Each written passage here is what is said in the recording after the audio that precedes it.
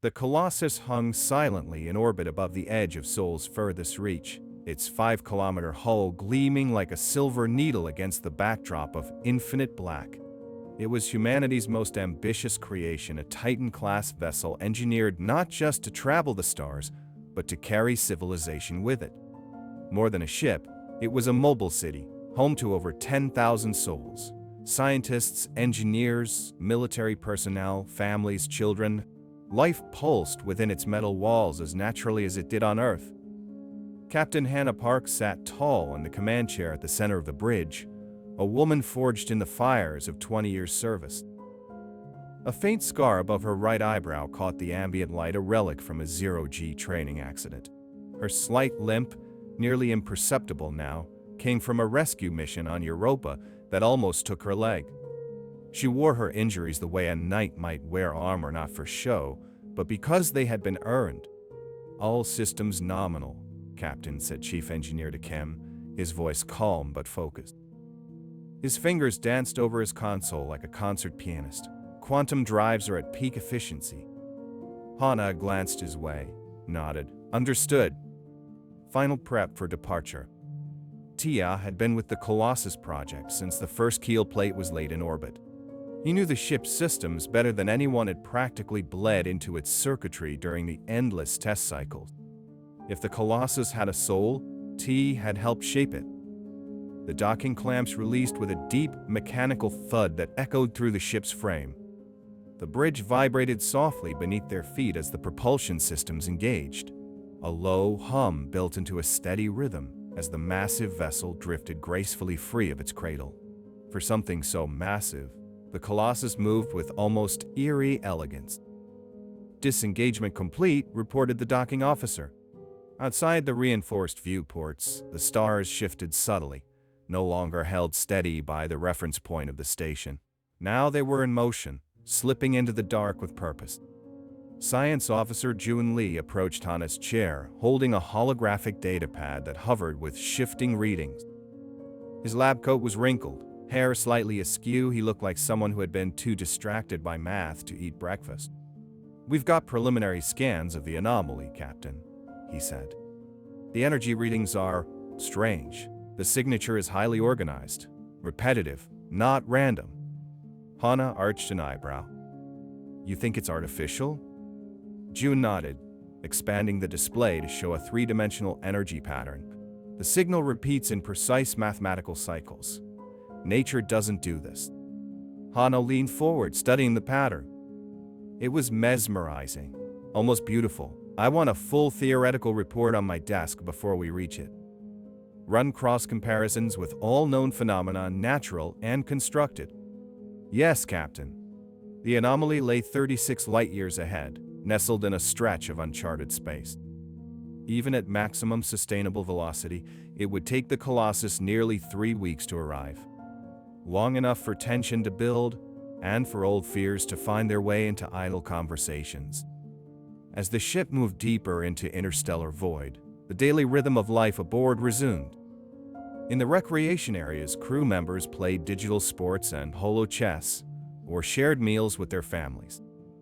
Children attended rotating education modules in converted conference rooms. In the lab, scientists prepped instrumentation for first contact conditions. In engineering, task teams ran efficiency sweeps and power optimization protocols every 12 hours. Every corridor buzzed with purpose. But not everything was routine. Navigator Mei Nian sat at her station, running a routine stellar map recalibration when her brow furrowed. She adjusted the filters, ran the diagnostic again, then again. "That's not possible," she muttered. The star chart had glitched, or so she thought at first. The system was reporting dual coordinates, 2 identical positions occupying impossible distances apart. According to the nav array, they were both here and light years away. She flagged her supervisor, who quickly confirmed her readings. Within hours, similar anomalies cropped up across other departments. Physics, communications, even environmental control. The ship wasn't just moving through space, it was being observed by it. Back on the bridge, Security Director Jin Kong's deep voice cut through the chatter. "Captain, We're detecting structured interference patterns. It's not random static. Show me. The main screen flickered, displaying what had looked like background noise. Now it resolved into organized data pulses, rhythmic, intentional. Is it a signal? Hina asked. We think so, Jin replied. And it's getting stronger the closer we get. As the days passed, the anomalies grew stranger. The ship's AI began translating the signal into sound. A low melodic hum echoed through the ship's common areas, soft, haunting, like a lullaby sung underwater. Then came the dreams, unsettling. Shared.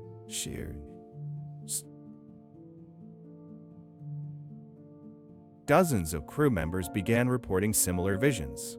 A ring-shaped structure pulsing with blue energy, suspended in an empty sky.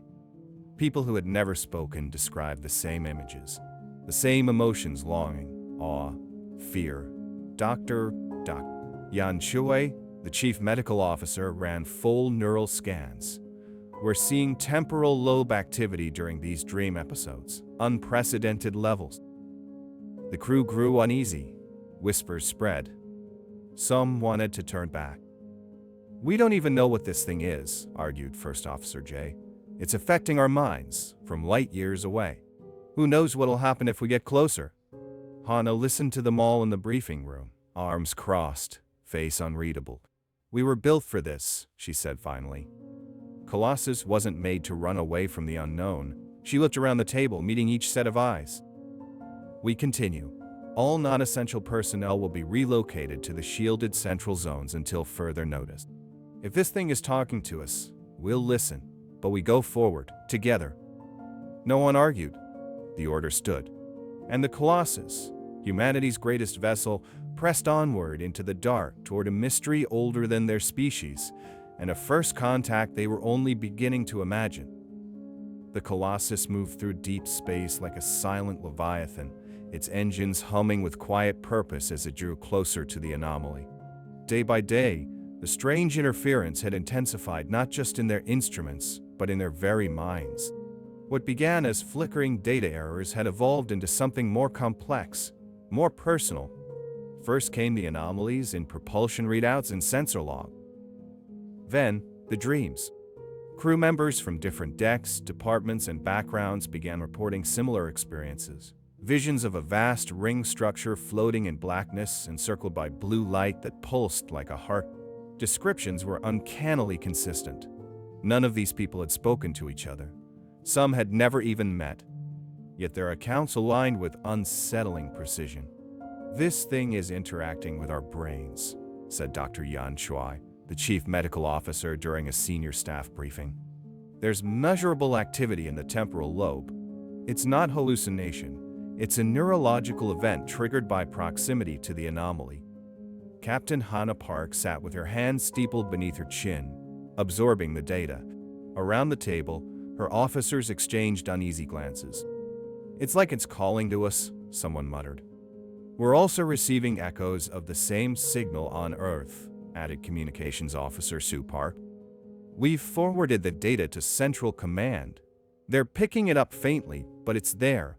This is more than just us. What happens if we get too close and can't turn back? First Officer J asked bluntly. What if we're already compromised? Hana stood. She'd heard enough.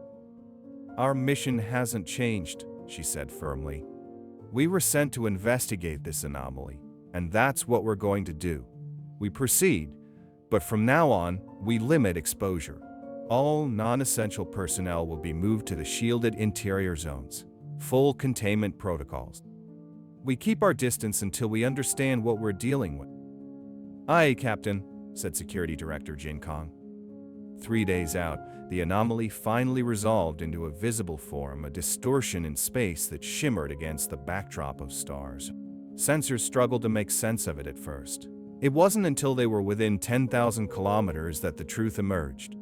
The anomaly wasn't a tear or ripple, it was a structure.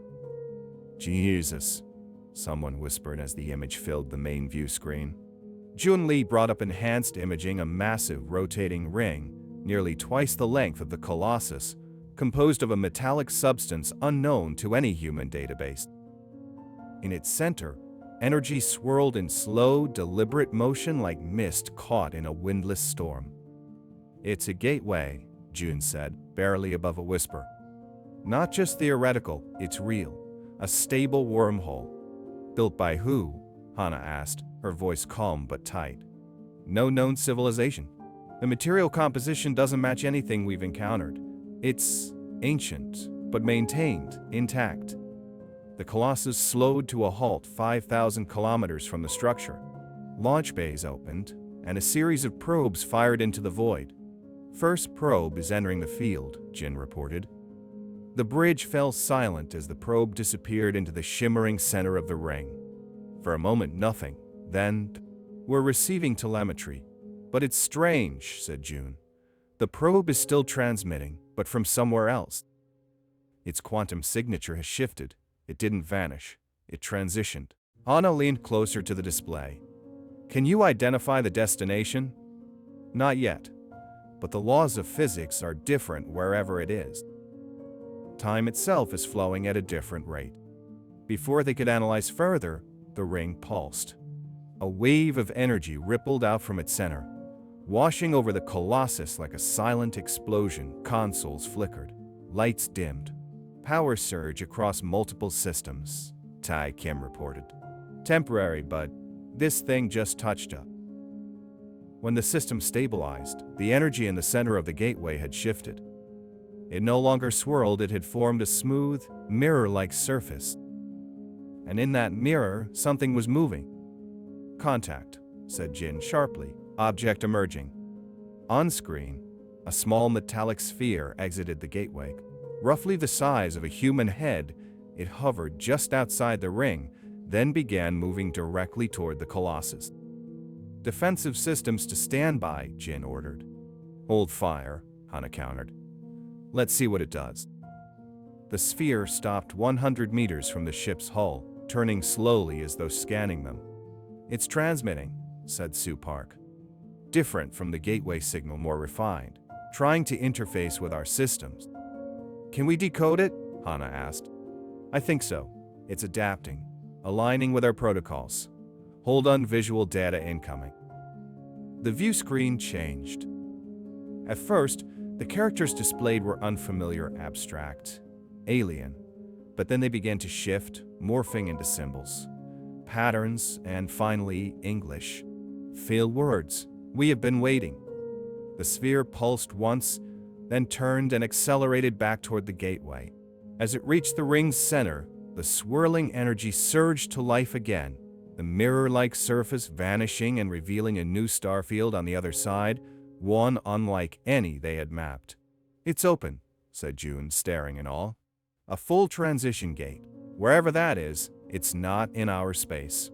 A second message appeared on the screen. "Follow, if you dare." Silence filled the bridge. Every person aboard understood what they were seeing, what it meant. Captain Hana Park stood slowly, her gaze fixed on the swirling doorway to another part of the universe. "All hands," she said into the comm, her voice clear. "Prepare for transition. We're going through?" Engines engaged. The Colossus surged forward, its hull catching the light of the gateway like sunlight on steel. The bow touched the threshold. And reality bent. The stars stretched into ribbons. Sound itself seemed to thin. The universe, as humanity knew it, vanished. They were no longer explorers moving through space. They were pioneers stepping into the unknown. The transition through the gateway was unlike anything the crew of the Colossus had ever experienced. For a few moments there was only distortion, space folding in on itself, light bending into impossibly long streaks, and then silence, blackness. Power flickered across the ship, backup systems kicking in one by one as the crew slowly regained orientation. Captain Hana Park sat motionless in her command chair, steadying herself as her vision swam. "Status report?" she said, her voice even despite the ringing in her ears. "All systems recovering," replied a Kim from engineering. "Minor hull damage, no casualties." "Navigation?" Mian stared at her console, blinking rapidly. "I don't know where we are," These stars, they're not in our database. The constellations don't match anything we've charted. Hana stood slowly, moving to the main view screen. What she saw confirmed Miai's report. A new star field stretched out before them, crowned by a brilliant blue-white star. And behind them, nothing. The gateway had vanished. We're alone out here, she said quietly. Wherever here is. Picking up energy signatures, reported Science Officer Jun Lee. Third planet in the system, breathable atmosphere, strong indications of advanced technology. Someone's home, multiple vessels inbound, called Tactical Officer Du. Originating from the third planet, 12 ships approaching in formation. Military configuration. Defensive posture, Hana ordered, but no weapons active. First contact protocols are in effect. The Aryan ships came into view minutes later, sleek crystalline structures with translucent hulls that shimmered like glass filled with sunlight. Internal energy patterns pulsed beneath the surface, creating the illusion of living light. They moved with incredible precision, as if dancing rather than flying. Beautiful, someone whispered. They're scanning us, said Jin Kong, monitoring security feeds. Energy levels just spiked. Transmission incoming, announced Communications Officer Su Choi. It's complicated, musical tones, rhythmic, definitely structured. Run it through the translator, Hana said. At first, it was just sound, long, flowing chords rising and falling in mathematical pattern. The translator struggled, then began identifying linguistic elements hidden within the tone.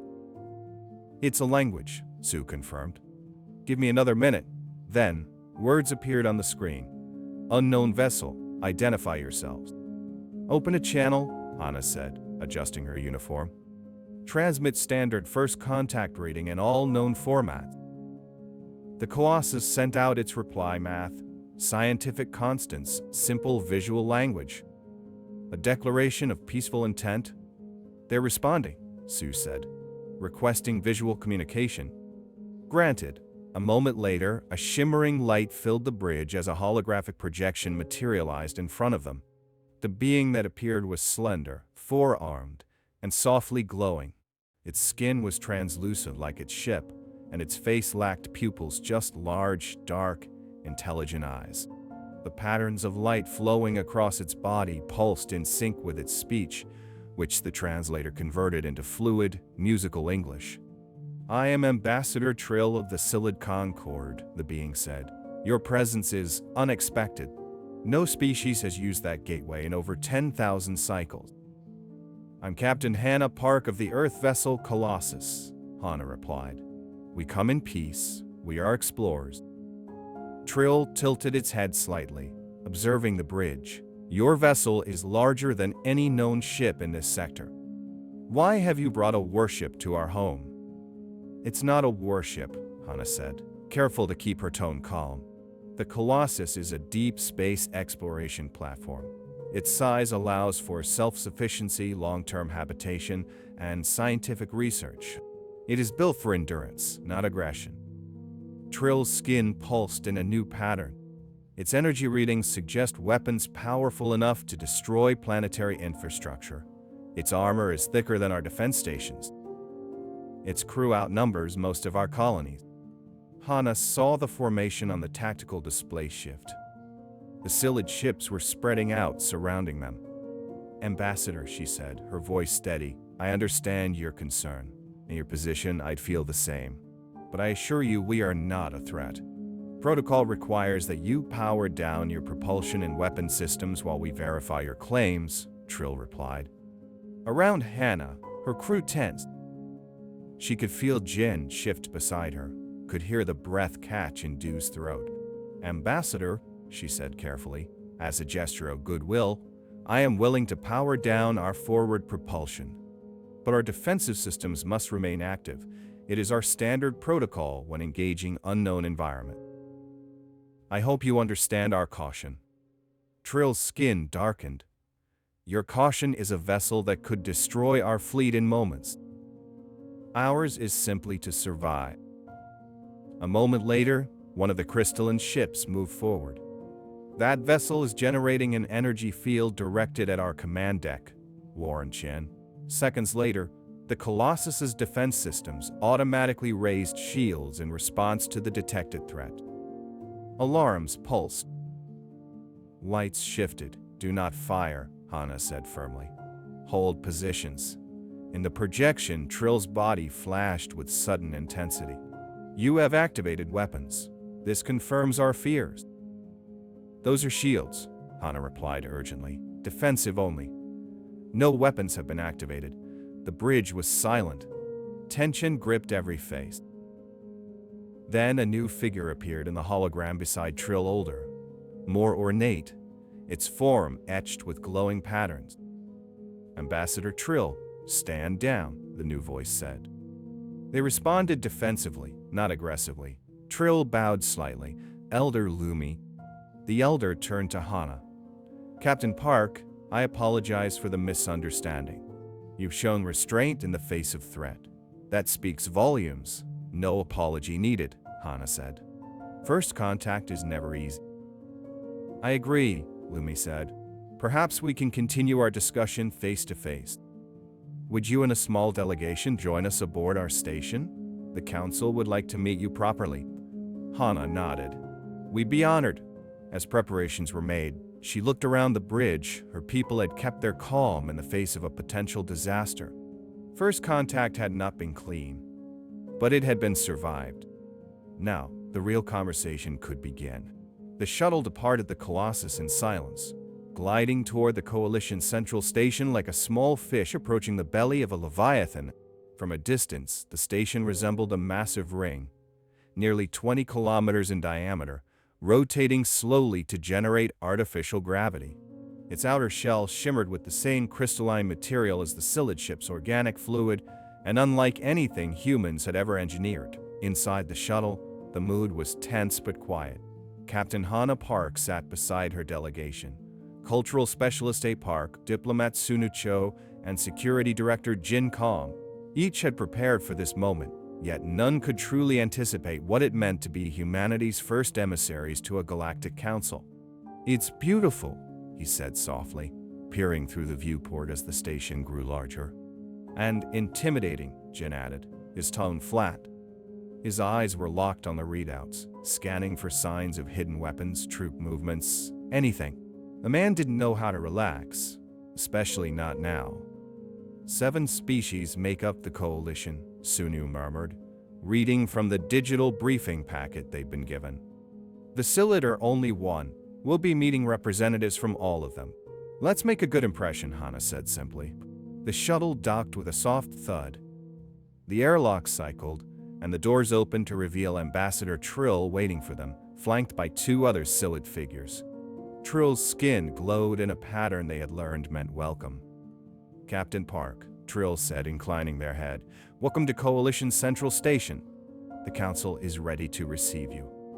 They followed Trill through wide, arching corridors lit by a soft internal glow. The walls weren't metallic like human ships, but appeared grown almost alive. Around them, dozens of species moved through the space.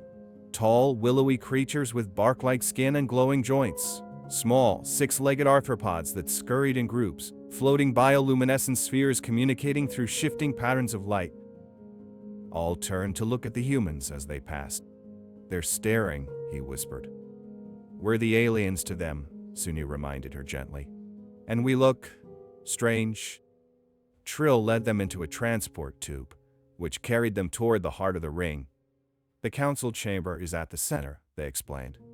It is where decisions affecting all member species are made.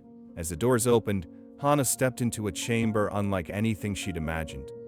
The room was vast, circular, with 7 elevated seats arranged in a ring, each one unique to the physiology of the species it represented. A soft, ambient light suffused the space, and hundreds of observers sat in surrounding tiers, murmuring in anticipation. As they entered, the room fell silent. Ambassador Trill guided them to a central platform. Elder Lumi, the same Silid who had intervened during the standoff near the gateway, now sat among the council, his skin marked with ceremonial patterns. Captain Park, Lumi said. his voice gentle but firm. "The Council welcomes you. Your arrival in our space is unprecedented. We have much to discuss." Hana bowed her head slightly. "Thank you, Elder. We are honored to be received with such openness." A being with iridescent reptilian scales leaned forward from its perch, voice translated with a faint delay. "Tell us of your ship, Captain. Our scans suggest technology that exceeds most known systems." "The Colossus represents the best of what humanity has to offer," Hana said. "It was built for long-duration deep space travel. Self-sufficiency, exploration, and diplomacy were its primary design goal." "Yet it is armed," said another being, a gelatinous form suspended in a containment field, its voice bubbling through the translator. "Its energy profile indicates weapons beyond anything we've faced. Why come armed to our doorstep?" Diplomat Sunu gave Hana a subtle nod and agreed signal. Hana stepped back, allowing Sunu to answer. "The Colossus carries defensive capabilities only," Sunu explained. "Earth is located in a relatively isolated region of space. Our nearest habitable neighbor is 4 light-years away. We built the ship to survive, not conquer."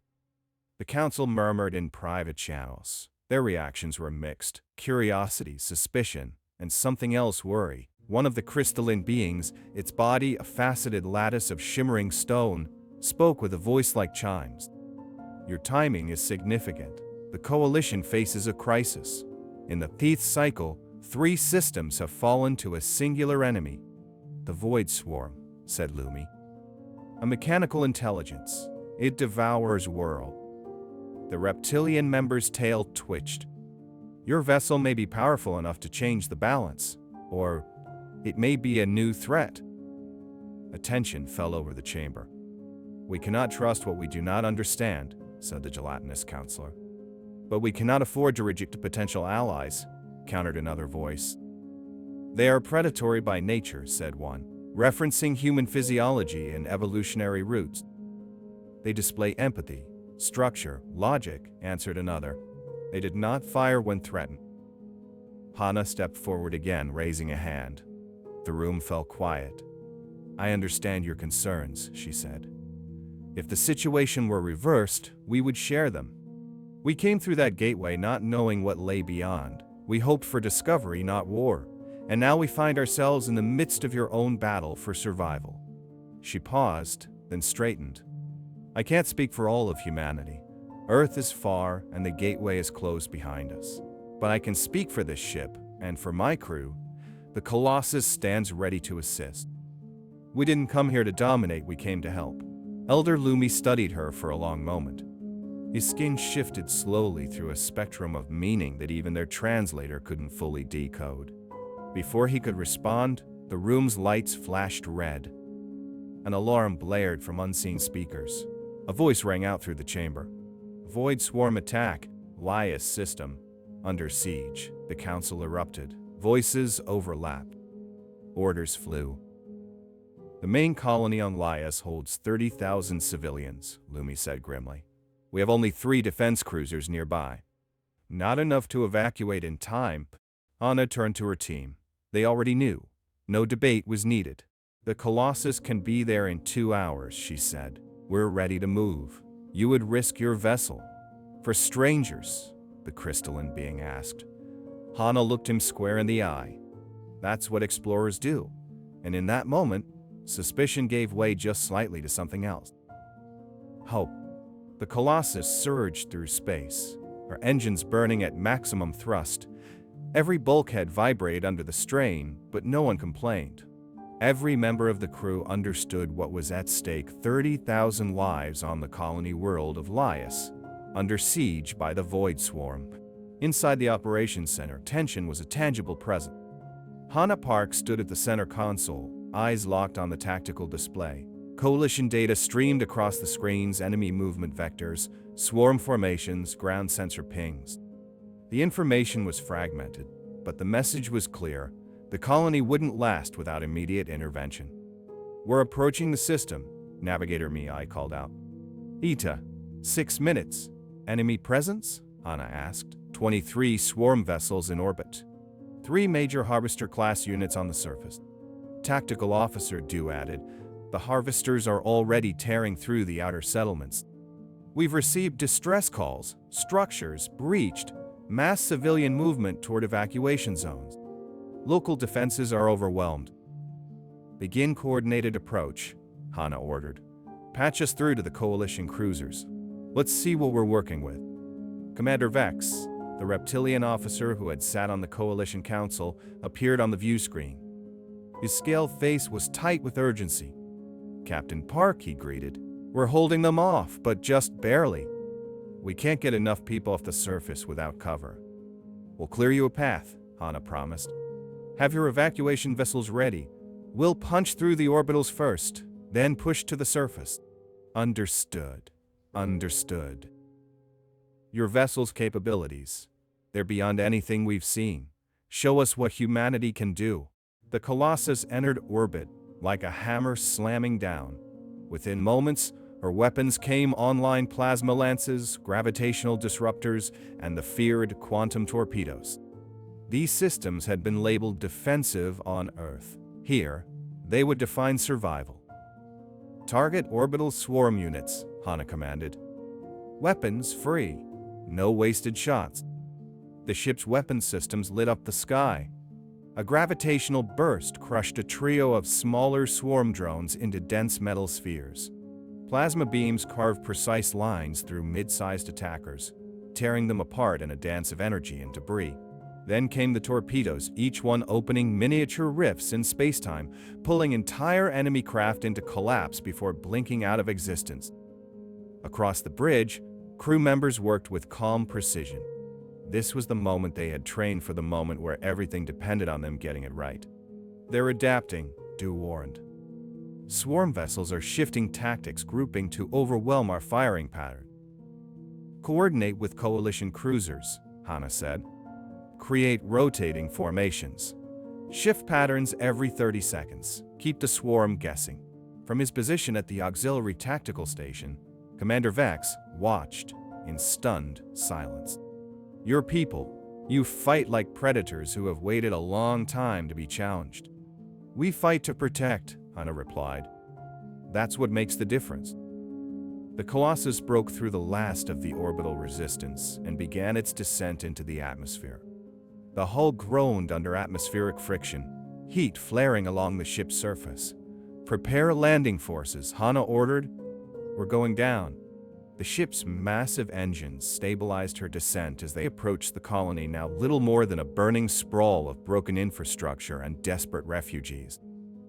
Swarm units roamed in clusters, tearing through buildings with mechanical precision. The sky above them was filled with smoke and streaks of fire. The ship's landing modules deployed. From them, dropships launched in sequence, sleek, gunmetal crafts loaded with human marines and Coalition defenders working side by side. Fierce ground combat followed. Human troops, equipped with exosuits and advanced weapons, fought through ruined streets. Coalition warriors, adapted to different environments and tactics, moved in coordinated flanks. It wasn't seamless, but it was effective. Evacuation corridor secured. Jin Kong reported from ground command. "Shuttles are moving people out, still taking fire near the agricultural dome. We need support." "Send in Unit 4, Hana replied. "Deploy drone support blanket," the approach with suppressive fire. Above them, the Colossus circled like a guardian, using her high-altitude weapon systems to surgically remove swarm reinforcements from orbit. Every second gained meant more lives saved. 14 hours passed. 14 hours of unrelenting combat, coordination, adaptation. And in the end, the tide turned. Colonial leadership reports 28,000 civilians evacuated. Du announced, voice hoarse but steady. "We lost a few shuttles, but it could have been so much worse." The remaining swarm vessels disengaged, retreating back into deep space like insects sensing fire. Hana stood on the bridge looking out over the scarred planet. Fires still burned. The colony was in ruins. But it was still standing, and so were its people. "Damage report?" she asked. "Outer hull scored," Sections 7 through 12 breached during atmospheric entry. Life support held. Power systems are strained, but we're operational. Casualties: 14 wounded. No fatalities. Hana exhaled slowly. A miracle considering what they'd faced.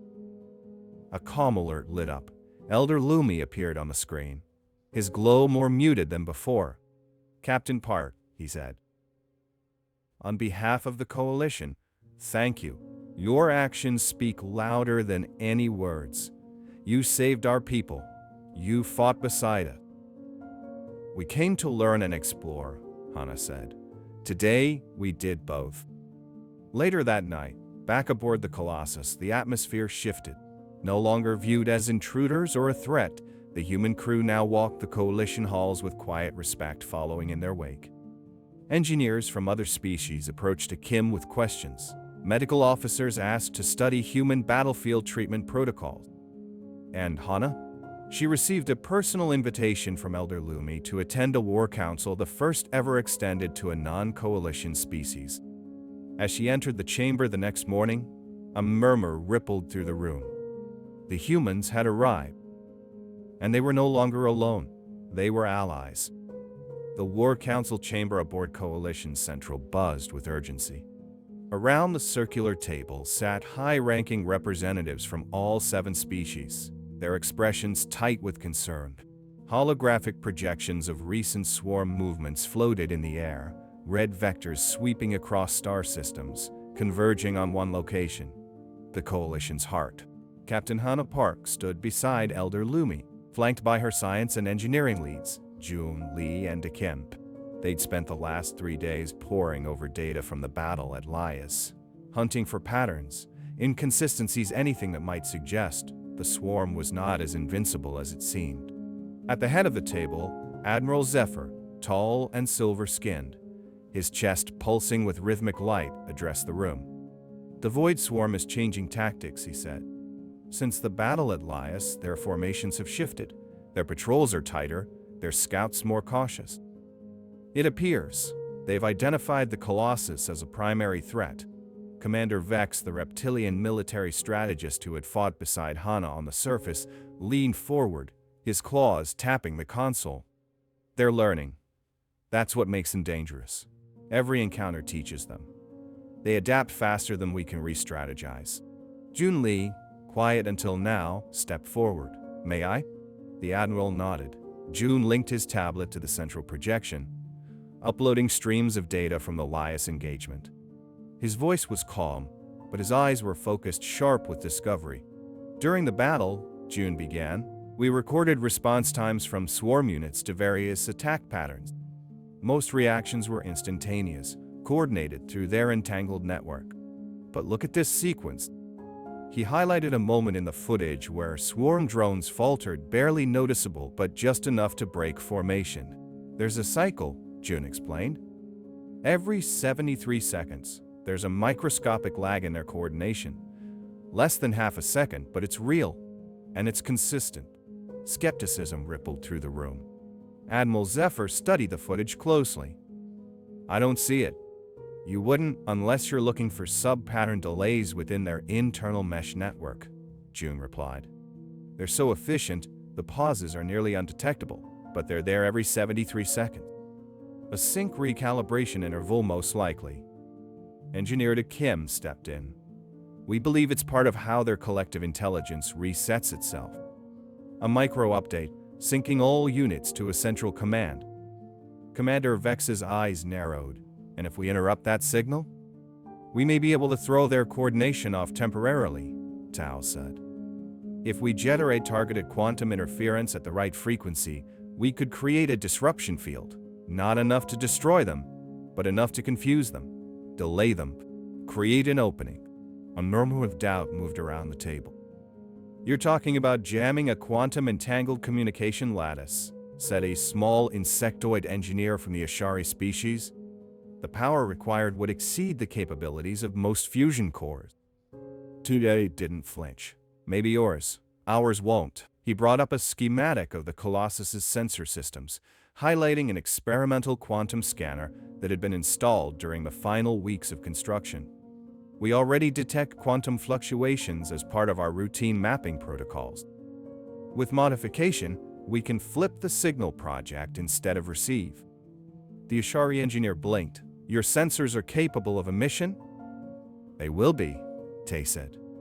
Give me fabrication access, your material libraries, and 6 days. Admiral Zephyr leaned back, his biolights pulsing. You believe you can do in days what we failed to do in decades? Tu exchanged a glance with June, then with Hana. He nodded. Humanity has a saying, Hana said. Necessity is the mother of invention. For a moment, no one spoke. Then the Admiral turned to the Coalition's logistics officer. Grant them full access, every tool they need. Let's see what Earth's inventiveness can do. The hangars of Coalition Central were transformed almost overnight. What had been an idle maintenance bay became a hive of activity. Human engineers in grease-streaked uniforms tore apart spare drives and communication systems, pulling components no Coalition scientist would have thought to repurpose. You're destroying a fully functional unit, protested Ara, a young Silid Systems technician, as she watched to dismantle a working relay. I'm not destroying it, T replied, handing her the internal oscillator. I'm using the part that matters. But it's not calibrated for interference generation. Then we'll recalibrate it. Not with the tools we have. Then we build new ones. She stared at him, baffled and intrigued. As the days passed, the mood shifted. Skepticism gave way to fascination. Coalition engineers began working alongside the humans, drawn in by the strange logic of their process. The humans didn't just follow protocols, they reinvented them as needed. June sat cross-legged on the floor of a lab, analyzing swarm response logs, while Aura watched him rebuild a waveform generator from 2 incompatible systems. How does your species learn to think like this? She asked. June smiled. Necessity and curiosity. We evolved on a planet full of things trying to kill us. We had to adapt, outthink, build fast, and we never stopped. He gestured to the swarm diagram hovering in the air. The swarm evolves, but only by adding to what they already know. We do something different, we leap. On the 6th day, the prototype was ready. The modified device was mounted onto a Coalition patrol vessel. A test run was approved immediately, timed with the appearance of 3 small swarm scouts at the system's edge. Hana, Zephyr, Vex, and the other military leaders gathered in the control chamber as the patrol ship moved toward the swarm units. They're moving into attack posture, Vex reported. Standard approach pattern. Activate the interference field, ordered Admiral Zephyr. Ta and June initiated the sequence remotely. The field lit up across the ship's hull, an invisible pulse of quantum noise matching the swarm's entanglement rhythm. At first, nothing. Then one of the swarm drones veered off course. Another slowed abruptly. The third began spinning in place, completely uncoordinated. They're confused, said Aura, watching with wide eyes. They're isolated, June confirmed. The interference worked. Engage, Zephyr ordered. The patrol vessel opened fire, disabling all 3 targets with ease. Cheers erupted in the control chamber. Hana allowed herself a rare smile. We have our opening. But it's only temporary, June reminded them. Sooner or later, the swarm will adapt. Then we hit them before they do, said Zephyr, his voice resolute. And for the first time since the war began, the Coalition had something more than survival. They had momentum. The Coalition's war room had never seen this much activity. Engineers, tacticians, diplomats, and commanders from 7 species surrounded the central display, a red sphere pulsing deep in the heart of uncharted space. Captain Hana Park stood beside Elder Lumi and Admiral Zephyr as the projection zoomed in on the coordinates. We believe this is it, Hana said. The Void Swarm's central nexus, the command hub coordinating all their units across known space. Around the room, skepticism rippled like a low current. Some council members leaned forward. Others exchanged tight glances. No one interrupted her. June Lee stepped forward next. bringing up streams of historical movement patterns and mathematical models. For generations, you've believed the swarm operates as a distributed intelligence. But based on the data from recent battles and cross-referencing your own archives, we've identified a series of repeating coordination patterns. These suggest centralized oversight. He paused, letting the numbers speak. Few in the room could follow the math in detail, but Admiral Zephyr nodded. That was enough. He's right, the Admiral said. We never had the perspective or the computing power to see it, but it's there. The pattern, always leading back to one fixed region. Commander Vex leaned forward, his tail coiled tensely. Even if the nexus exists, it'll be in the deepest part of swarm territory. Heavily defended, a suicide run. Not necessarily, Akim interjected. If we scale up the disruption field using the Colossus's power core, we could generate a wide area pulse strong enough to scramble the Nexus's control functions for a limited window. How limited? Asked one of the crystalline counselors. 2 minutes. Maybe less, June replied. And what happens after those 2 minutes? Asked the gelatinous representative, its voice bubbling with doubt. Then we hit it with everything we've got, Hana said flatly. One strike. One chance to take out the swarm's brain. The room fell quiet. After 2 days of debate, it was approved. The coalition assembled the largest fleet in over 50 years, 100 ships of every class, every size. At the center of it all was the Colossus, battered, scarred, and now legendary. The night before departure, Hana couldn't sleep. She walked the dim corridors of her ship, checking in with tired engineers and medics running final diagnostics. In the engine bay, she found a hunched-over the interference generator, soldering delicate circuitry by hand. You should be resting, she said gently. I'll rest when we're done, he replied without looking up. If I can squeeze just 5% more efficiency out of this thing, we might buy another 15 seconds of disruption. Will it be enough? He finally looked at her. It has to be. 8 days later, the fleet entered swarm-controlled space. No one had dared venture here in years. Star systems lay hollowed-out planets stripped to bedrock, stations melted to slag, debris fields circling dead worlds. The trail led ever deeper into a dense nebula known only by its sector designation. Scouts report increasing swarm activity as we close in, said Du from Tactical. They're expecting us. Admiral Zephyr boarded the Colossus for the final briefing. Once we enter the nebula, sensor range will drop significantly. That's to our advantage. Our fastest ships will draw off the defenders while your vessel pushes toward the nexus. We'll need to be tight, Hana said, studying the plan. No delays, no miscommunications. This only works if we punch through fast. The Admiral nodded. One shot, Captain. You miss, we all fall. Before the assault, Hana addressed the entire fleet. Her voice echoed across every comm, every ship. Today we fight not for one world, or one species, she said, but for the future of thought itself. The Void Swarm threatens more than our bodies. It threatens our ideas, our hopes, the possibility of something better. She looked around the bridge, faces she'd come to trust with her life. Some of us may not return. But this moment will. It will echo in every story told after, so let's give them a story worth telling. The fleet charged into the nebula at maximum speed. And the swarm came for them. From behind gas clouds and broken moons, enemy vessels swarmed, hundreds of them, moving in coordinated waves. Coalition ships peeled off, drawing defenders into chaotic dogfights across the system. In the eye of the storm, the Colossus surged ahead, carving a path with overwhelming firepower.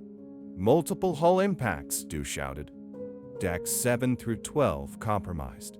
Emergency force fields holding. Redirect all remaining shields to the bow, Hana ordered. We keep moving.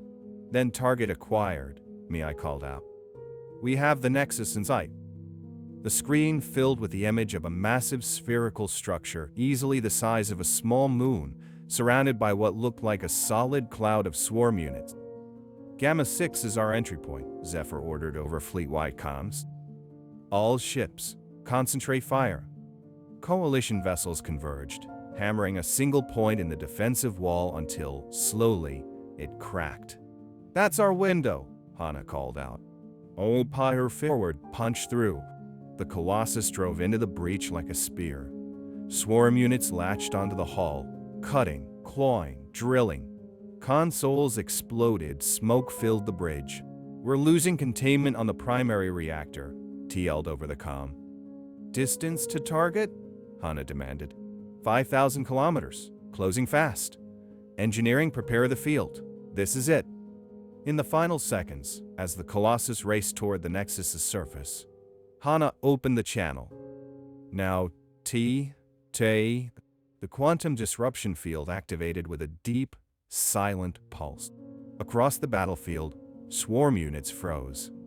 The ones clinging to the Colossus stopped moving. The cloud surrounding the Nexus broke apart, confused, disconnected. 2 minutes, June warned. That's all we've got. Target the core, Hana shouted. All torpedoes fire. 12 quantum torpedoes launched in rapid sequence, punching into the Nexus's surface deeper and deeper until the entire structure cracked. Massive energy readings, Du reported. It's destabilizing. Get us out of here. The Colossus turned away, struggling to generate thrust. Behind them, the Nexus erupted in white-blue light, collapsing in on itself before exploding outward in a wave of raw force. The ship was thrown like a leaf in a hurricane. Then darkness.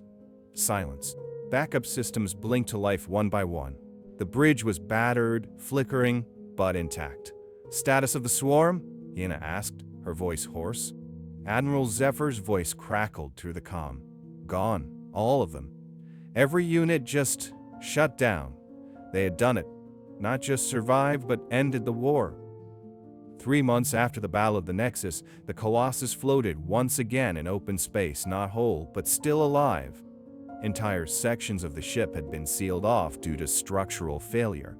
Bulkheads were scorched, conduits exposed, and many systems were barely functioning. Yet the heart of the vessel the people endured. What couldn't be replaced, they repaired. What couldn't be repaired, they adapted. Coalition engineers worked shoulder to shoulder with human crews, learning each other's tools, codes, and stubborn optimism. Languages blended, protocols bent, and somewhere amid the sparks and welds, the foundations of a deeper alliance began to form. The swarm was gone. In every system, on every world, the lifeless husks of mechanical invaders drifted in silence.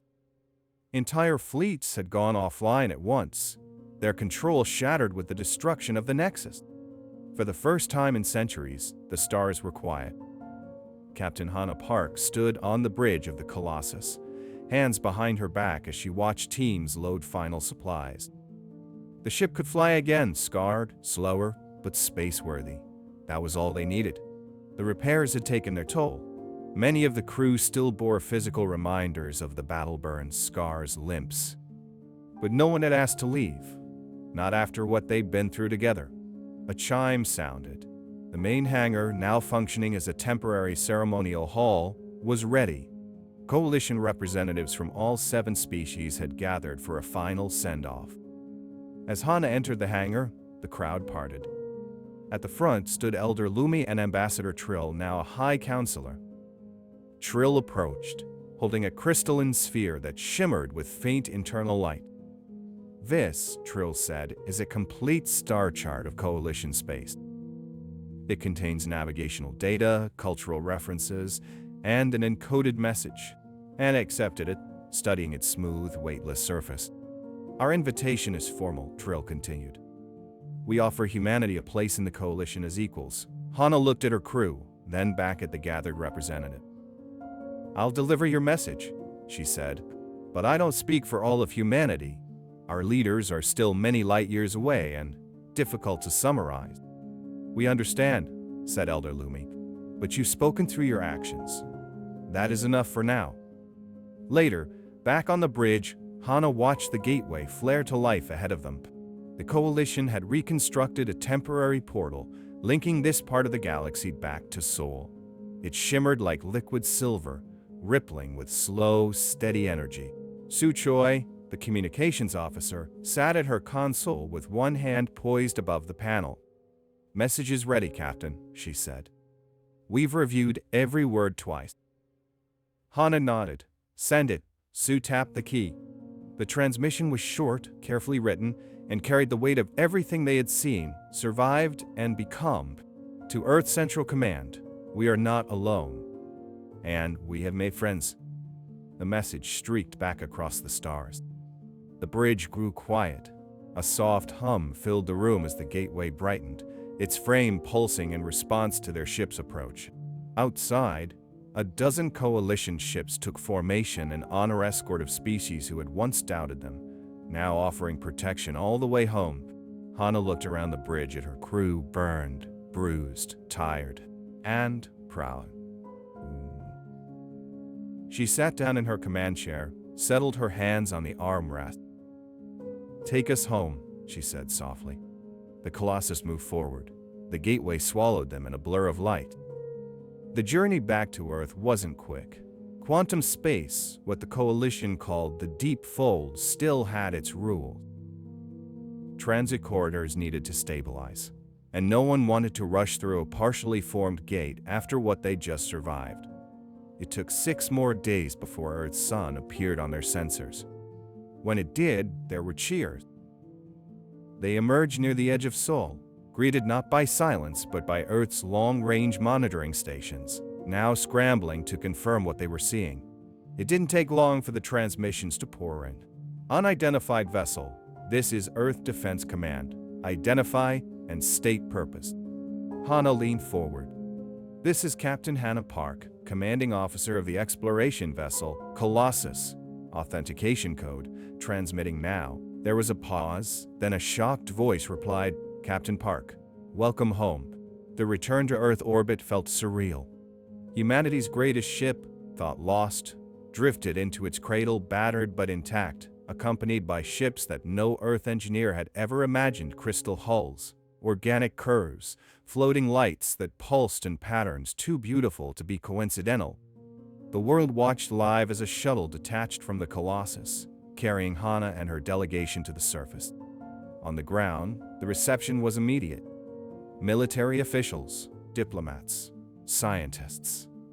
The questions came fast and loud, but Hana spoke slowly, calmly, with clarity. She told them about the swarm, about the coalition, about the ring that had waited 10,000 years for someone to come through, about fighting beside aliens who bled in colors she still couldn't name, and about saving a civilization with a ship built not for war but for hope. She held up the crystalline sphere that Trill had given her. "They offered us a seat at the table," she said. "Not because we asked for it, but because we earned it." The world shifted that day. Borders, ideologies, industries, everything began to change. Slowly at first, then all at once. In the months that followed, Earth assembled a diplomatic team. Coalition emissaries arrived to assist in decoding the data. Shared technologies transformed energy grids, medicine, and travel. Joint patrols were formed, and new missions were planned, not of conquest but cooperation. Hana returned to the Colossus, which had been moved into a high-orbit dry dock for permanent restoration.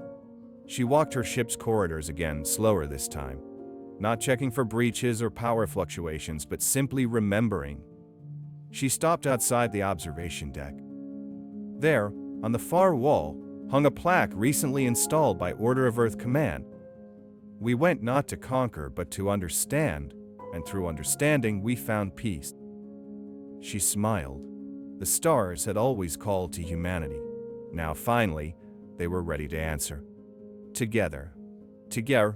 Long after the Colossus returned home, its name continued to echo across the stars, not just as a ship, but as a symbol, a turning point.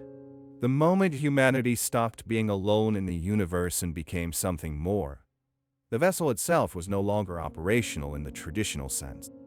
It had been towed to a permanent orbital dry dock, orbiting Earth like a monument. Most of its systems had been decommissioned, its hull stabilized, and its battle scars preserved. It stood there now, quietly watching over the planet it had left so many months ago, an Ark-turned ambassador. Inside, its corridors were quiet, but not forgotten. Engineers came and went, restoring systems for archival purposes. Tour groups were expected soon: civilians, students, scientists. What had once been a classified military vessel would soon become a public symbol of a new era. But for the original crew, the Colossus was more than a ship. It was a memory. Captain Hannah Park stood alone on the observation deck, her hands tucked behind her back as she looked out over Earth. Her reflection in the glass was older now, more tired, more real. Her uniform, freshly pressed for the occasion, bore the insignia of both Earth Command and the newly formed Coalition Emissary Corps. "Feels strange, doesn't it?" a voice said behind her. She turned and saw Jun Lee, dressed in civilian research attire now, though the ever-present tablet was still in his hand. "Standing here," he said, "with no alarms going off, no swarm tearing at the hull, no systems blinking red. It feels quiet," Hannah replied. "Too quiet." Jun stepped beside her, gazing out at the planet below. "Do you think they'll listen?" he asked. "The people down there? To what this ship means?" "They'll try," Hannah said. "Some already have, the rest will come around." And they were trying. Earth had changed in the months since the Colossus came back through the gateway. The world that had launched the mission out of fear and isolationism was now pivoting toward unity and purpose. Not instantly, not perfectly, but genuinely, the Coalition's invitation had been formalized. Diplomatic infrastructure was being built. Coalition delegates now walked the halls of Earth's space agencies. Translation protocols had evolved. Communication systems were becoming interstellar. And most importantly, a second gateway had been established in orbit, permanent and stable, maintained jointly by Earth and the Scyllid. It had taken decades to build the Colossus. It would take centuries to fully grasp what it had brought back. Down on the planet, Earth Central had created a new department, the Interstellar Relations and Exploration Authority. Urea. It now served as Earth's primary body for off-world affairs, and Hannah had just accepted a senior advisory role. She didn't plan to stay behind a desk forever. She wasn't built for that. But for now, she could rest. "You heard about the new mission, right?" Jun said, turning slightly. "The EOS?" she asked. "First Joint Exploration Ship," he said, smiling faintly. "Coalition-built framework. Human adaptive systems. Crew from 5 different species." "About time," Hannah said. "We did the proof of concept already." He laughed. "You think they'll ask you to captain it?" "I hope not," she said honestly. "It's someone else's turn now." Down the corridor, she heard the soft footsteps of someone approaching. It was a Park former cultural specialist, now a lead advisor to the Coalition Human Liaison Office. She held a datapad in one hand and a sealed case in the other. "They're ready downstairs," he said. "The ceremony's beginning. What's the turnout?" "Delegates from every Coalition species," she said, or its leadership, "and about 50 kids from the Science Academy. They've been memorizing the history of the Colossus like it's legend." Hannah nodded slowly. "It is." She turned and walked down the familiar hallway one last time, past the bulkhead that had once sealed off during a breach, past the lift bay where a young engineer had once fought to reroute power while fire burned behind him, past the doors of the mess hall where laughter and arguments had filled the long weeks in deep space. The hangar had been transformed for the event. Spotlights illuminated the forward bow of the ship, its hull still dented and scorched in places. Around the edges of the room stood humans and aliens alike, no longer strangers. As she stepped onto the podium, the room quiet. Cameras floated silently, recording her image to beam across dozens of worlds. Hannah looked out at them all and began to speak. "This ship was built to explore," she said. "To reach beyond our world, to answer questions we didn't know how to ask. And in doing so, we found more than answers, we found allies." She let the silence hang for a moment. The Colossus is not just a vessel, it's a story, a memory, a reminder that we are capable of more than survival, we are capable of purpose. She motioned to the crew members present, some in uniform, others in formal wear. These people didn't just survive the unknown. They helped reshape it.